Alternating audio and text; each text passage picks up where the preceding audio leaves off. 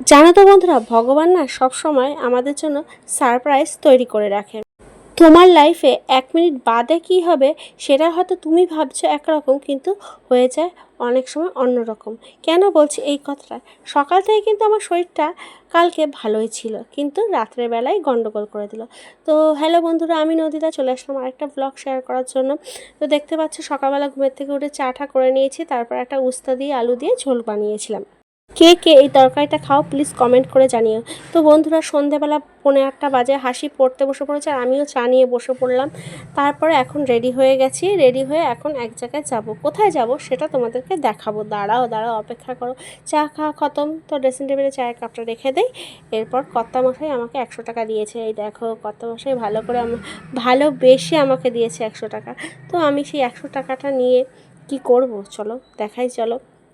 অবশ্য আমি যাব না, আমার সাথে আরও একজনও যাবে, না একজন না দুজন।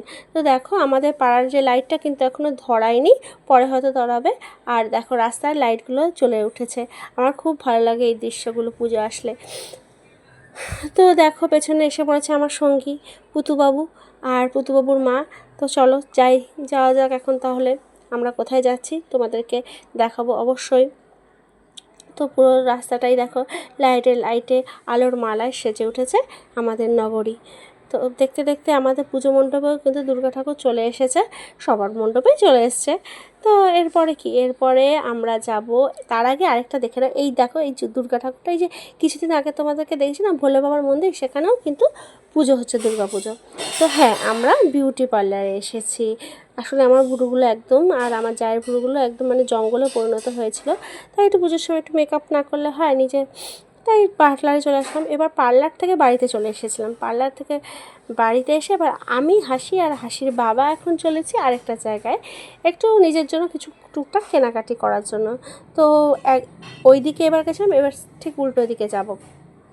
দেখো বন্ধুরা, এই যে কী সুন্দর লাইট দিয়ে সাজিয়েছে এই মণ্ডপটা, এখানেও কিন্তু দুর্গা ঠাকুর চলে এসেছে।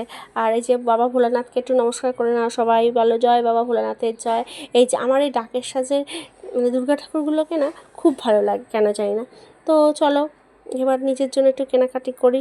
সবার পুজোতে নিজের জন্য একটু কেনাকাটি করেছো তো তোমরা?